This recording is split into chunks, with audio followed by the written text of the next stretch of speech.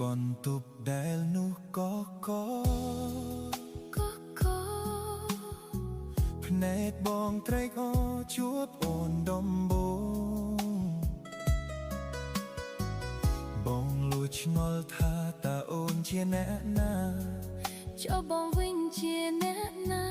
សំណួរសួរថាខ្សឹបតាមវីយោអូនម្ចាស់បេះដូងនិស្ស័យចាឲ្យយើងមកជួបគ្នាបេះដូងបងចាប់ផ្ដើមលោតញ័រ